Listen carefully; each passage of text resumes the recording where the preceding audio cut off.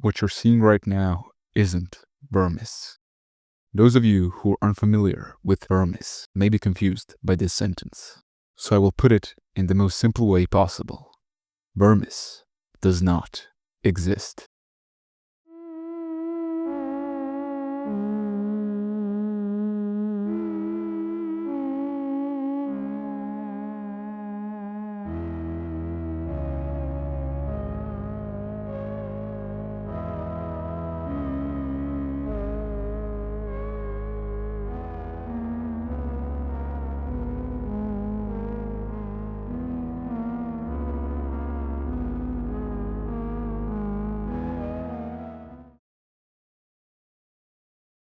As stated in the intro, Vermis does not exist. At least, not in the way you would expect it to. To clear all of the confusion, let me explain what Vermis actually is. Vermis is a lore and guidebook for a game that doesn't exist.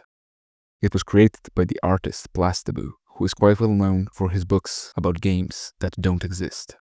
Aside from Vermis, his other best-known work is Godhusk, which is also a masterpiece that deserves a video on its own. One thing I would like to mention before we begin is what I will be covering in this video. As we're recording this video, the Vermis series consists of 3 books. Book 1, Lost Dungeons and Forbidden Woods. Book 2, Mist and Mirrors.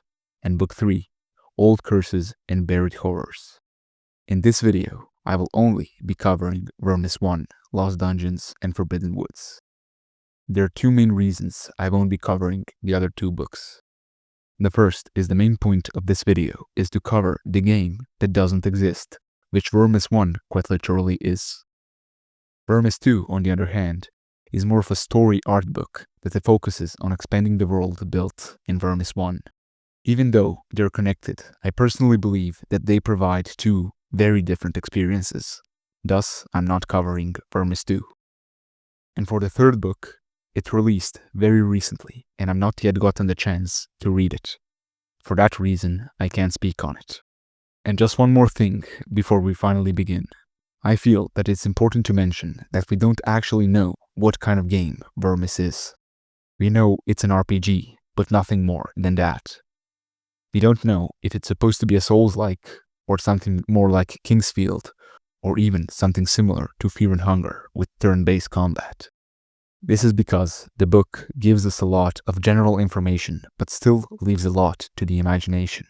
That's why your main task during this video will be to use your imagination. With that said, let us try to imagine what it would look like if Vermis was real. At the beginning, we are greeted with this image and text. A corpse kneels beside the well, mesmerized by the reflection of its living flesh. It wonders what could have been done and what could have been, and for as long as the moon shines, the feeble illusion will prevail. After that, we're asked a question: which flesh is your flesh? Then we're asked to choose between 2 types of flesh, the good and evil. The description for the good reads as follows: a light cannot fade by darkness. It will shine even in the darkest corners of the world. And for the evil, darkness is eternal, infinite, unrelenting. No one can escape it. We are born in the light and rot in the dark. After this, we get introduced to the 9 states of Vermis. They are equivalent to status effects, but it's stated that they can permanently damage our flesh and mind. They are infection, dread, slumber, petrification, curse, insanity, blindness, possession, and white hives. Next, we're shown the class selection of Vermis. But what makes Vermis different from other games is that here we don't simply choose if our character is a warrior or a mage. Here, both the class and race of our character is shaped into one and is defined by its own unique story. There are 12 possible classes to choose from. Each one of them has their own unique starting items and stats. There are 4 main stats in Vermis: strength, intelligence, faith, and will. Under each class, the balance of their flesh is shown, and we can see if they lean more towards the evil or the good. Now, I will quickly go through all of the classes and their lore. Their stats and their starting items will be put on screen as well. Stone Scholar. Their faces are compressed against the stones tied to their heads. They are in constant pain, but the sacrifice grants them infinite wisdom. They are experts in mud sorcery. They're also very smart, but have a fragile body. Waste of life. Expelled from all villages. They're hated by everyone. They have committed various crimes and have been cursed several times, but they show no remorse. Merc Sage. They have incredible mind-twisting powers with which they can create all kinds of illusions. They play with their enemy's mind. The big metal helmet works as a catalyst to their powers. They're completely defenseless in the daylight. Infant Seeker. Mother on a quest to retrieve her lost child taken from her by a witch. In these lands, children often disappear and the birth rate is very low, and the witches are in constant search of the precious delicacy. Lost Old Glory. Once a hero, now a lost soul without a purpose in life. Where are their beloved ones? The people they once fought for. They stood against many indescribable horrors, but always came back. Wandering Angel. These devoted knights are on a journey to join their beloved goddess in death. They have to travel all the way to a sacred mountain and then pull the halo placed behind their helmets to decapitate themselves. Princess's Nail. Their loyalty knows no limits. They are all their princess's tools to achieve anything she wishes for, whether it's the death of the crown's enemies, unattainable treasures, peace, or war. They will accomplish it or die trying. Mad Pricker. Their origins are yet unknown. Some say they are some kind of cult. Others say they are mindless minions to an evil god. Their armor is full of deadly infected spikes. Their handcuffs don't allow them to hold any weapons. Minor Knight. These knights are born and raised in the pestilent mines that grant them a very high tolerance to toxins and sickness. Their senses are developed greatly. They can hear, smell, and almost see like a creature of the night. Ratman. Become the Ratman. Cursed Fool. A brave warrior who faced a terrible loss. He found a mysterious whispering rock that told him the way to bring back his loved one from the dead. Since then, he has been a slave to the whispers. Prophet.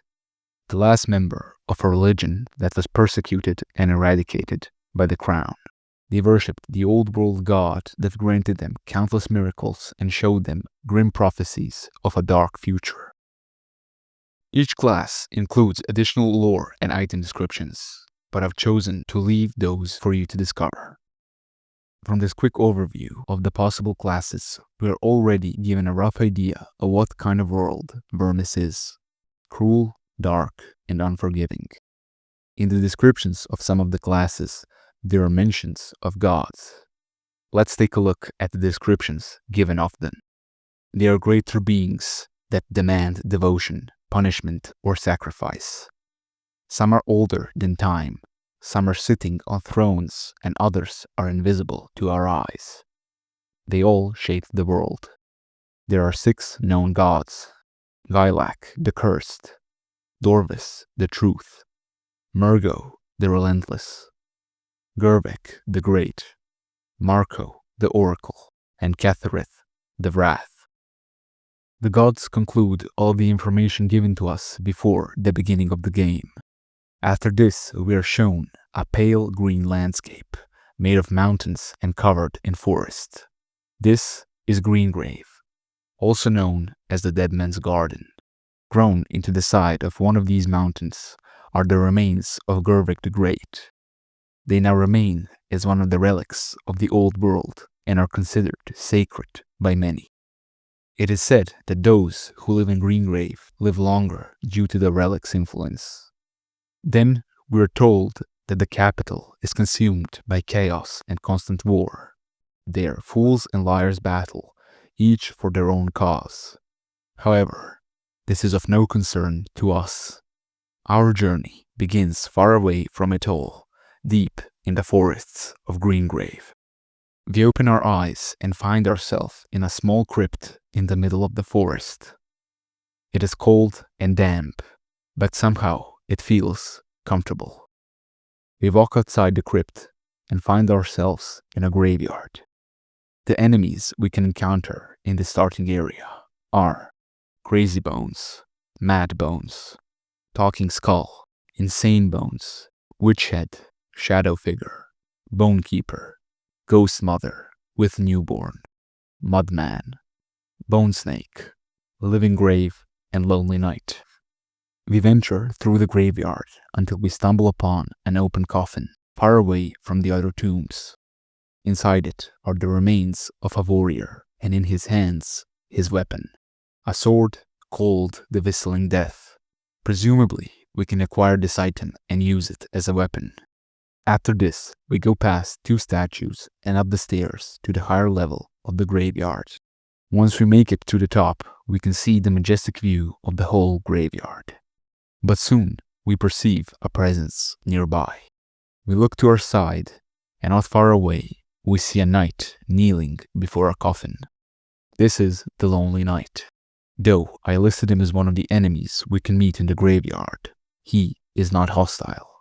He is mourning his other half that he lost long ago.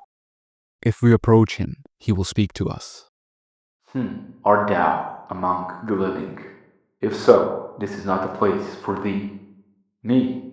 I don't think that should be of concern to a stranger in the least.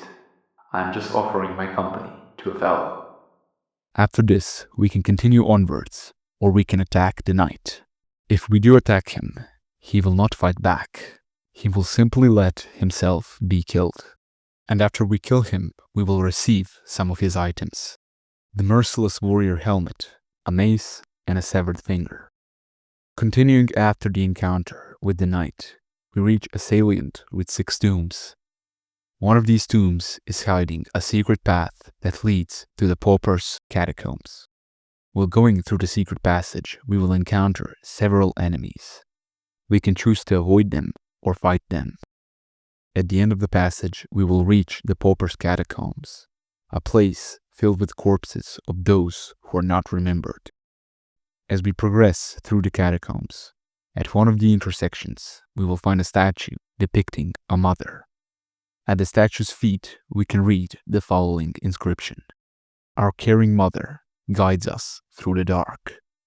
Her lips speak sweet, tender words, and her gaze reflects our own."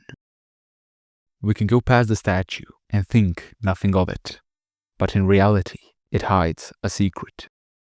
We can notice that the statue is missing half of its head. In this empty slot, we can place a half skull made of stone, which we can find in an octagonal room at the end of the corridor, guarded by a Mad Bones. If we bring the half skull back to the statue and place it in the empty slot, a secret passage will open. The secret passage leads to a room inside which is an open sarcophagus. Inside it, we can find the Bone Crusher, an axe-like weapon made of bone. If we take the weapon for ourselves, the 7 statues behind it will come to life and try and kill us. It's on us to decide if the risk is worth it. These statues depict skeletal figures. They move slowly towards their target when they're not looking. Despite their size and weight, they make almost no sound while moving.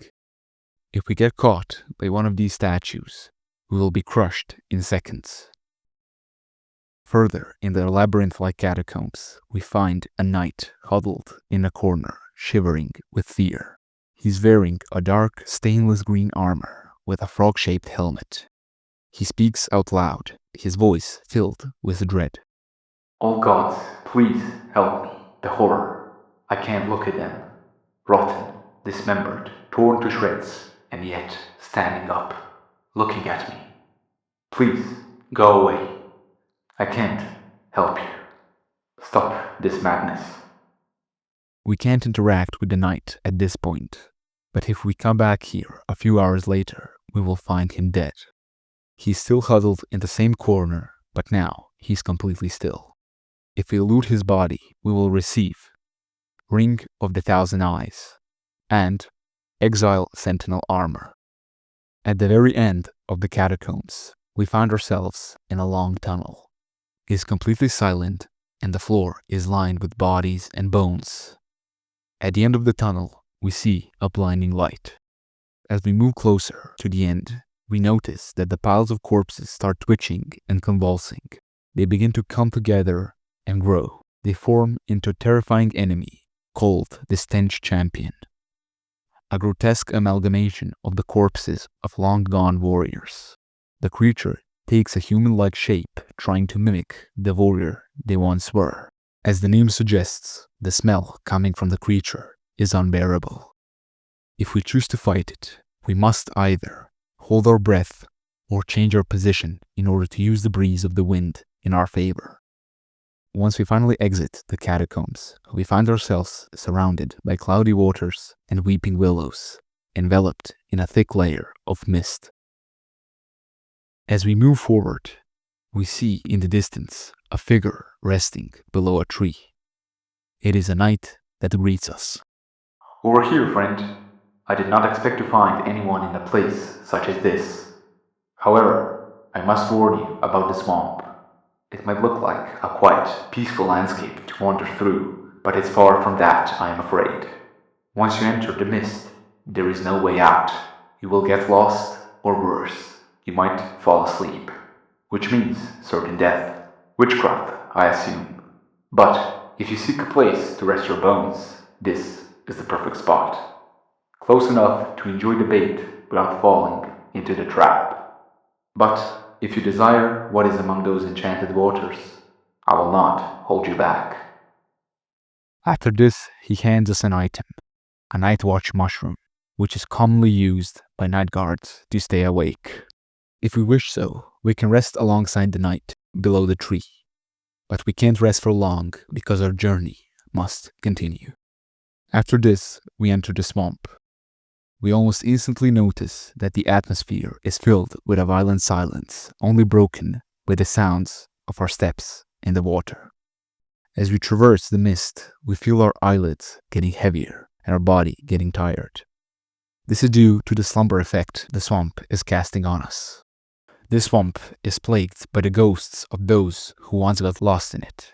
They are now damned to wander around these cursed waters for eternity. The ghostly enemies we can encounter here are the old man, the tall figure, the damsel, the hag, the man in pain, the corpse, the man looking back, the fanatic, the faceless mother, the vomiting woman, the frightened woman, and the hiding man. As we wander through the mist for hours, we notice shadowy figures shifting around us. Slowly, we will start to feel uneasy. If we hear the piercing scream of one of these shadows, dread will instantly fill our body. Another enemy we can encounter is the emerging visage. It is a head of an old man that rises from the water. Its jaws are detached from its head and is poorly tied to its beard.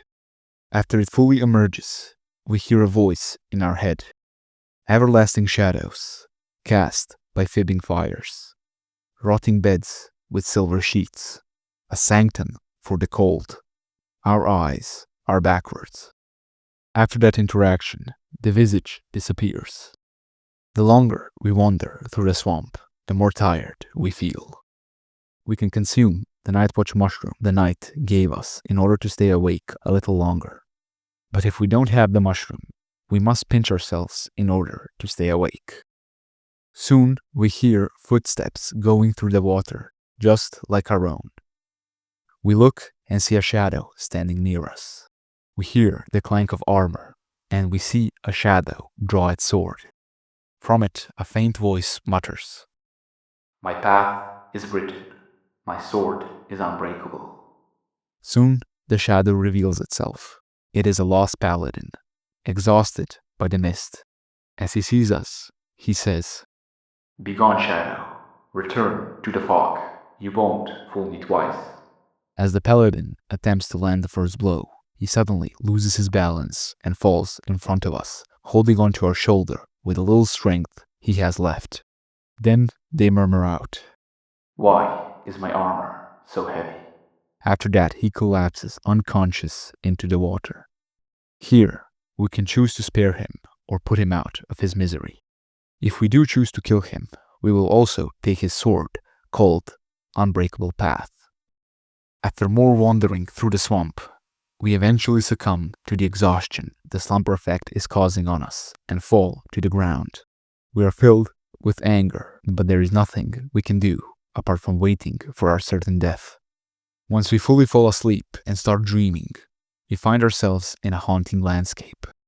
The environment of the swamp is totally gone. The sky is pitch black and a crescent moon shines prominently. Beneath our feet is a sea of corpses that stretches as far as the eye can see. Then, suddenly, a twisted figure emerges from the darkness, an aspect of the dream. It draws its blade and starts attacking you at inhuman speeds. To defeat it, we must find a moment of exposure and slash at it. One single hit is enough to end the illusion, but the aspect is as nimble as it is fragile. If the aspect's blade crosses our heart, we will die on the spot, and our body will be consumed by the mist, never to be found again. The aspect proclaims that no one has awakened from the dream, and that we should rest and accept our death. If we beat the aspect, the dream will shatter, and we will awaken in a changed swamp. The mist is gone, and the sounds of insects, water, and nature surround us. In the waters in front of our feet, we find a blade, the memory of the stinger that belonged to the aspect of the dream. As we begin to move forward, we see a slender figure looking at us from the shore. He's wearing a big cloak and a wooden mask over his face. The stranger then starts speaking. Now I've seen it all. What a peculiar scene I am witnessing. You surely are one of a kind. Not only did you survive, but you somehow vanished the fog. I happened to be looking for someone. I thought it was you for a second. Then the mist suddenly dissipated. I've been entrusted to deliver an important message. I am afraid I have no time to waste. You're quite an interesting fellow. Hopefully, we won't meet again. May Dorvis guide your way. The stranger then walks away. After that, we make our way out of the swamp until we reach a hillock. On top of it, we have a magnificent view of the flutewood forest that makes us feel minuscule. After taking in the sight, we head down the hill, ready to face the unknown. We are told that the flutewood forest is a place full of life and death. Apart from the fact that it's the homeland of the witches, not much is known about this place. Those who venture into these woods usually don't come back. Some of the enemies we can encounter in this strange forest are on screen right now. After some venturing through the woods, we stumble upon a perfect place to rest. You notice that the house doesn't have any windows, but this might be to isolate the forest's melody. We don't perceive any sounds or light coming from the inside. We enter the strange cabin. Inside, the air is damp and everything is covered in dust. Once we close the door, darkness fills the room. We finally lay down to rest. While we are asleep, we dream of a lost ancient land we have never seen. It is brimming with life and is full of serenity. A strange feeling of comfort fills us as we look at the magnificent place. Suddenly, we wake up, soaked in sweat. A dazzling light fills the whole room. The pressure in the air is overwhelming, making it hard for us to move and breathe. Suddenly, a deep guttural voice fills the room, chanting something in an unfamiliar language. Our heart starts pounding and panic overwhelms us. We try to quickly get up and run out of the door. As we go past the fireplace, we notice something truly bizarre. Despite the intense light filling the room, we don't seem to be casting a shadow. In seconds, the chanting only grows louder and the pressure becomes unbearable. If we listen to the chanting for too long, the curse effect will be applied to us. The bearer of this curse will suffer a fate worse than death and will probably carry it for as long as the blasphemer wishes, regardless of the lifespan. We run out of the door, falling along with it onto the ground outside. The wet grass and the cold breeze instantly calms us. After recovering from the situation, we glance back at the room we were in. But to our surprise, the fireplace that was ablaze mere seconds ago is now out. Within it, a small shine catches our attention. Once we take a closer look, we notice that the fireplace is covered in dust and cobwebs, as if it was never lit. The shine we noticed was created by a ring with a red gem embedded in it. The ring is on a mummified severed hand. We may take it if we wish so. While inspecting the fireplace, we may notice a strong smell coming from the chimney. We must avoid looking up. Now, somehow rested, we continue our journey. After traveling for 2 nights, we start to notice how the path is frequented by small ruins covered in moss. And as we go deeper into the woods, the small ruins become massive towers and castles covered by nature. We can look around these ruins, but we won't find anything. Out of all of the ruins around, one stands out, an imposing mausoleum. As we near it, we begin to hear strange noises coming from within. This is the mausoleum of the Green Sun. Its lore states that long ago, the Goblin Princess's life faded away due to a rare illness. The Green Sun Mausoleum was built shortly afterwards to preserve the body of the princess. Very few goblins remain from the old world, but even so, they shall guard the beloved corpse. The mausoleum consists of 3 layers. On the first, we encounter a necromancer. He guards the mausoleum's entrance, hiding behind his summons, which can be crazy, mad, and insane bones. On the second floor, we encounter a light gobbler. It is a twisted abomination full of limbs. Even a single look at its face can make us go mad. In the pit, we can find the Hamlet beast, who has remained in the pit for many years. It is constantly baying for food and rests atop a nest of bones of those who once fell into the pit. On the third and final level, we encounter a group of enemies, the old goblins. They are in charge of the Hamlet beast. They make sure nothing comes out of the pit. And just before the chamber of the resting princess, we find a goblin knight, the last of his kind. Before we enter the ruins themselves, outside we find a knight laying below a tree. He's holding his hand on his stomach while his blood is pouring out. When he sees us, he begins to speak. I guess I'm not going to die alone. Well, what a relief. It's funny how even a stranger can bring solace when one is consumed by despair. I'm not the first one who will not come back from these woods. Nevertheless, I thought it would be different for me. I have sinned of impertinence. Would you do a favor for a dead man? Bring me the box, he says as he points toward the small entrance on the side of the mausoleum. We head forward towards the main entrance, which is guarded by a big red skeleton. Its sword in the ground beneath it is stained with fresh blood, likely the knight's. If we don't want to fight the red skeleton, we can search around for more entry points to the mausoleum. The first thing we see when we enter the mausoleum is the before-mentioned necromancer. He notices us as soon as we enter the room. He immediately starts summoning his minions. In order to beat this enemy, we should focus on attacking the summoner himself rather than fighting his skeletons. One strong blow is all it takes to defeat him. After the necromancer is defeated, his hordes will return to their natural state. The only thing left after the necromancer is a single horned helmet, called the Prince of Bones. If worn, this item He has no other effect besides changing the wearer's eye color to blue. But if we die while wearing this helmet, we shall return to life as a necromancer. At the end of the room is a perfectly preserved chest. From its looks, it seems that it is likely housing a valuable object inside. As we approach it, the floor opens beneath our feet. Caught off guard by this, we fall down into a pit full of slimy bones. There, we meet the Hamlet beast, whose glowing red eyes are staring into our soul. In order to survive this beast, we must avoid looking at its eyes. Even a single glance can result in us being affected by the petrification state, which will leave us paralyzed and at the beast's mercy. A tip for this fight is that among the bones that cover the ground, there is a blue shield with a big, shiny gem. In its surface, we will notice our own perfectly clear reflection, just like in a mirror.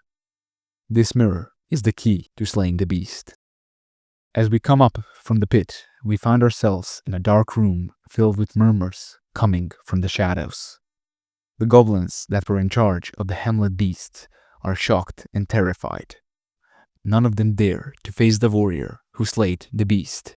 We can leave them and continue to the next room, or we can kill them if we wish so. After that, we enter a room that is connected to a long hallway filled with arches. At the end of this hallway is a chest that glows with an ominous deep green aura. Behind the chest is a light gobbler that is luring its prey with its intense light coming from its mouth. If we get closer, the light begins to flash violently. If we get exposed to it, we will be put into the state of insanity for as long as we are alive. Inside the chest, we will find the royal spine, a thrusting weapon covered in jewels. It is clumsy to handle and heavy. It is beautiful, but completely useless. When we enter the next room, we feel a threatening presence. It is coming from the last goblin knight, adorned in armor that presents the traits of a goblin. The armor doesn't match his imposing stature and the pair of wavy war axes he holds. As soon as he notices our presence, he starts walking towards us. The goblin fights with slow yet aggressive movements. Taking a direct blow from one of his axes could be fatal. The best way to defeat him is to block his attacks or dodge him until he tires out. That creates the perfect chance to thrust our weapon into one of the armor's openings. Once he has taken enough damage, he will fall to his knees. He will then look towards the princess's chamber and scream out in rage. He will stand up and charge at us with all of his might. Due to his injuries, he won't last long, but he will fight fiercely. Once we defeat him, we can't take his armor or his weapons due to them being too heavy. But one thing we can take is the upper half of his helmet. Taking it off reveals that he was human after all. After that, as we head towards the princess's chamber, we feel a light pressure on our chest, a feeling that we can't explain. We enter the chamber and open the top of the casket. There, we see the princess laying peacefully. She has been stripped of her most beloved possessions. As she lies there, she thinks of the goblins and her father. We can loot two things from the princess's body. The first is an old rusted crown, and the second is a bronze box that is closed tight. As we exit the chamber, in order to go back, we see something strange. A pale woman with a sad expression kneels before the goblin knight's corpse. Her skin is lumpy and full of wounds, and her hair floats as if she were underwater. Not even a second after we notice her, she disappears. When we exit the mausoleum, we can go back to the dying knight. If we have the box with us, he will mutter the following. I cannot believe my eyes. Thank you. You're a saint. Now we have two choices. We can either give the box to the knight or keep it for ourselves. If we decide to keep the box, the knight will say this. Oh, I see. I should have expected it. Too much to ask of a stranger. If at some point in the future we decide to force the box open, it will be empty. On the other hand, if we choose to give the box to the knight, He will grab it nervously and then pull out a key out of one of his pockets and open the box. Inside, there is a shiny green ring. The knight will hold it tightly until suddenly he would magically burst into flames. Once the fire is extinguished, only the ashes will remain. No matter what choice we pick, we must continue our journey. Long past the ruins, heading north, we arrive at the forest highlands. As we hike higher, we see a lake in whose surface the sunset reflects. While going through the highlands, we reflect upon our journey and ask ourselves the important questions. Did we go far enough? Do we even know where we were going? Perhaps we don't want to know. Is our path already decided, and should we walk mindlessly to eventually reach our destination? Or are we the ones who make the path? Is our way to the end what truly matters? Or does the value of the journey depend on the destination? After a while, in the distance, we see a shadow sitting on a tree stump. As we get closer, we can see the figure more clearly. It is wearing a mask portraying a witch, a long skirt, and a pointy hat. The fact the figure resembles a witch instantly makes us distrust them. As the stranger notices us and our distrust, he speaks. "Please fear not, traveler. Despite one's appearance, I am no witch. I am Vikora, daughter of Dogma. Normally, I don't wear this kind of garment, but the witches took my younger brother, and I plan to take him back by infiltrating their coven. It is far from a perfect plan, but I'm telling it to you because I need someone like you to clear the path. I would be very grateful." After that, she hands us an item. Crooked Fang, commonly used by the Wandering Angels to achieve inhuman strength and reflexes. We continue onwards and arrive at a bridge, in the middle of which we notice a big, imposing figure. He's carrying an axe and a shield, and is covered in thick armor. As we step onto the bridge, the menacing figure slowly approaches us from the other side. The feeble bridge trembles with his every step. The knight then draws his axe and points it at us. Here, we can use the Crooked Fang and inject its poison into ourselves. If we do so, our senses will sharpen and we will feel lighter. The effect will last 5 minutes, and then we will pass out instantly. As the armored knight prepares to charge at us, the wooden planks beneath his feet break and the knight falls down to his death. Astonished at what just happened, we take a moment to compose ourselves and analyze the situation. If we use the Crooked Fang, we should cross the bridge as quickly as possible in order to avoid passing out and falling down to our death. After we cross the bridge, you look at the change in landscape on this side. After days of venturing, we have finally escaped the Flutewood Forest. We traverse the hilly landscape until, on top of the highest hill, we notice an enormous structure. It casts a shadow that engulfs the entire landscape. We make our way to the structure and reach it by nightfall. The gigantic sun, with a grim expression that decorates the front gate, makes us feel uneasy. Before entering, our thoughts shift to the false witch. We wonder if she made it across the bridge and if she will ever make it to the sanctum. As we approach the front gate of the sanctum, our heart skips a beat. Standing inside is a large skeleton whose bones are covered in moss. If we try to look away from it, we will notice how our vision starts to fade and how our head starts pounding. In the insides of the sanctum are dark, too dark. We stand there unnerved, and after some time, the skeleton slowly raises both of his hands to shoulder height and opens them, revealing a coin in each. One of the coins is made of silver, and the other is made of mud. If we take either of the coins, the building will disappear in a blink of an eye. In order to pass through the gate, we must deposit a coin depending on our will level. If our will is low, we should deposit a coin made of silver or bronze on the left hand, and if our will is high, we should deposit one made of mud in the right. If we don't measure our will correctly, or we put the coin in the wrong hand, we will be afflicted with the cursed state. Once we're inside the sanctum, darkness greets us. The air is filled with the smell of humid, cold stone. We quickly realize that we have walked into a labyrinth of death. The corridor at the entrance is full of statues with deep, hollow eyes and wounds on their stomachs. Every statue is different, but the distinct features remain the same. Just being surrounded by them sends a chill down our spine. Throughout the sanctum, we will encounter this strange symbol over and over again. Its meaning is unknown to us. The first time we see it is on a mural at the end of the corridor at the beginning of the sanctum. Once we look straight at it, nothing strange happens at first glance. But soon, we realize that every time we blink, we see the symbol as if it is etched into our eyelids, like an optical illusion. The labyrinth itself has several layers, each one deeper underground than the previous one. The further down the layer of the labyrinth is, the denser the darkness gets. No one truly knows where the sanctum ends, or if it even has an ending at all.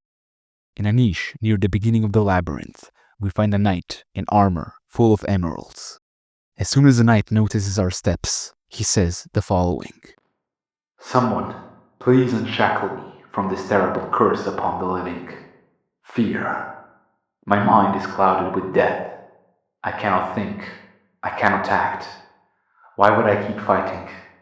We're all doomed to turn into forgotten bones. Near him, we will find a torch that can help us on our journey through the labyrinth. Now, we can truly begin to explore the labyrinth. We enter a room that's nearby. It seems empty at first, but then we notice a palpitating lump of flesh in the corner of the room. The flesh is completely harmless, but highly disturbing. As we inspect the room, we notice a slight insect-like buzzing, and the closer we get to the center, the louder it gets. In the very middle of the room, we find an odd-looking ring.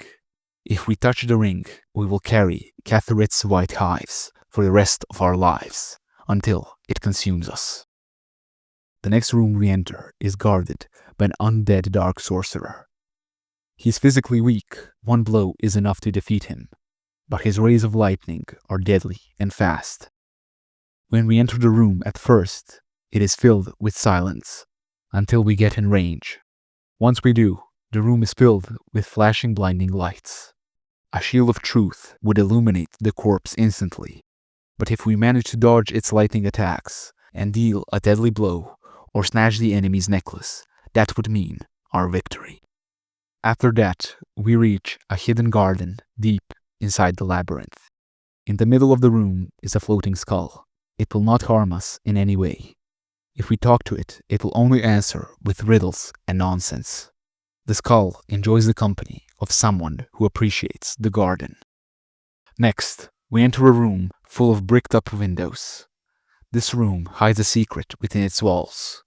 We must close our eyes or extinguish our torch and walk across the room until we find a chest.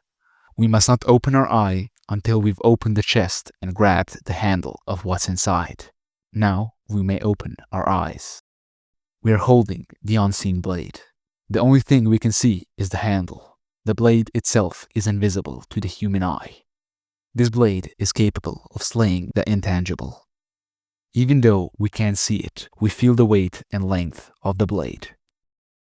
In the hallways of the labyrinth, there is a looming threat. A wooden puppet lurks through them, crawling on the walls like a spider.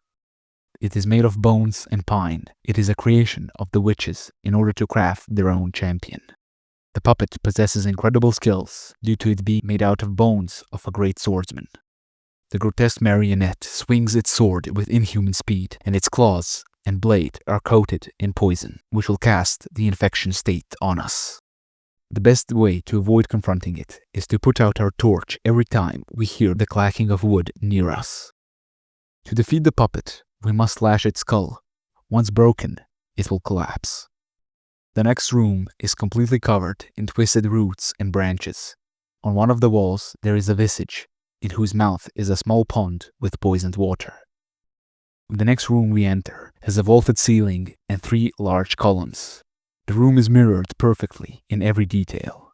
If we enter the other door in the room, we will find ourselves in a highly illuminated but also empty version of the labyrinth. We will be faced with a shadow version of ourselves. The final room is an amalgamation of lengthy hallways and corners. Within the room, a familiar voice echoes. This voice comes from the dubious fiend, a man-shaped figure that is dancing and jiggling in the dark. Its feet do not touch the ground. When we shed a light over it, the creature will quickly be pulled away into the darkness by some kind of limb on his back. The creature endlessly repeats, "It's here. I am me. I found it." At the heart of the first layer of the labyrinth is a grand room filled with arches as far as the eye can see. In the room, we find the cursed warrior. He was once a brave knight who wielded a powerful weapon that ended up feasting on his humanity. Now, he's just a blood-craving beast that wanders the labyrinth. The warrior fights like a wild beast. He swings his axe widely in between his screams. We can trick him to run into one of the columns, and his axe will get stuck in the stone. At that moment, the warrior's arm is vulnerable to a fatal blow. Once we sever his arm, the warrior falls to the ground, motionless and silent. After that, the severed hand begins to twitch and twist, after which it grows limbs and rapidly crawls into the shadows.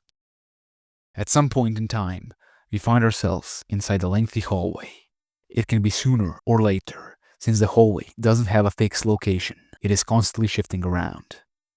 Once we step inside the hallway and begin to walk it, the hallway stretches endlessly. There are no doors or corners in sight. There is also no point in walking the other way, since the hallway stretches in both directions without end.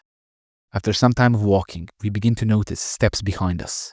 Every time we stop, the sound of the steps also stops.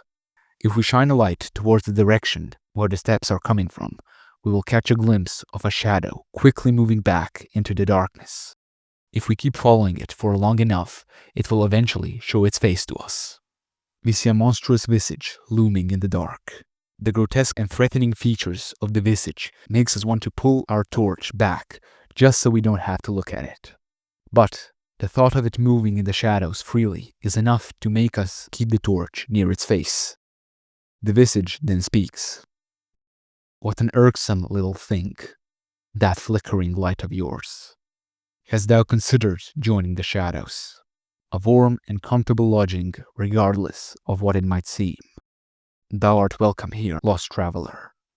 Extinguish thy flame and join our home." Once again, there are two choices in front of us. If we accept the offer, we will leave our mortal body behind and join the darkness in eternity, never to be alone again. If we kindly decline, the creature will go away without saying a word. Soon after, the illusion will shatter. Now, we can discern in the distance a big gate at the end of the hallway. The next room is flooded with dark, murky waters and has a cavity in one of the walls. The cavity hides an odd artifact inside. We can't tell what the artifact is for. We can only read the inscription at the feet of the statue. Butcher's Firstborn. In order to use the artifact, we must first harm ourselves with it. Note, the wounds inflicted by the Butcher's Firstborn will never truly heal. The statue grants us different things based on what we offered. For blood, we will receive the Butcher's Blessing. For inflicting a wound, the reward is the Paladin of the Flesh. And for an offered limb, the reward is Meat Demon. We are not given any further information about these rewards. The lower levels of the sanctum are at least partially flooded by the underground waters. It is inevitable that we will have to cross the flooded corridors at some point. The water makes it harder for us to move smoothly. In the distance, we hear echoes of something moving in the water.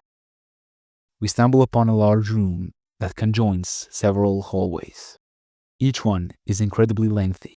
It takes hours to reach the end, with the water only making it even harder. At the end of each hallway is a corpse dressed in ceremonial garments, inflated by the stagnant waters. The final room we reach contains a well. As soon as we step into the room, we feel a strange sense of familiarity. We observe the room with a strange pressure in our chest which we can't explain. We hesitate for a moment because of the strange feeling. But ultimately, we decide to look inside the well and into our reflection. The reflection that stares back at us is one we can't recognize. Deep hollow eyes, the body of a stranger made out of old bones and paper-thin skin. The image in the well fills us with dread.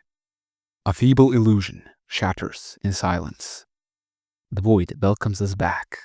A life has been lived, and the dream is no more. The old bones now slumber, waiting for the moon to shine once more. That is where Vermis 1 ends. From the scenes at the very beginning and end of the book, we can gather that we, the player, were the skeleton from the beginning of the game all along. As it is implied in the book, we dreamt of a life that we could have lived and what could have been. This is represented by the character selection, where we choose what kind of life we want to live.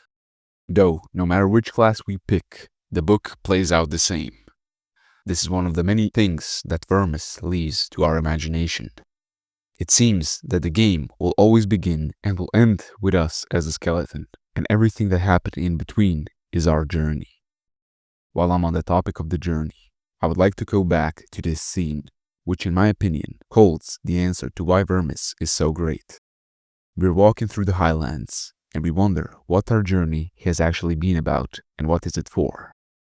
And now that we have completed the book, we can give an answer to this. It is quite disappointing at first, but our journey was about absolutely nothing and for nothing. The book doesn't give us an answer, and we ourselves can tell that Vermis doesn't actually have a story. It is all made up of random encounters and situations we get in because we're aimlessly wandering around. And I think that's the whole beauty of it. We are put into this world that is clearly dying, filled with madness and horrors, and we're let to shape our journey however we want. We can choose which class we want to be. We can choose who to spare and who to kill. We can choose what to take and what not. And on top of all of that, we are let to fill in all of the gaps using our imagination.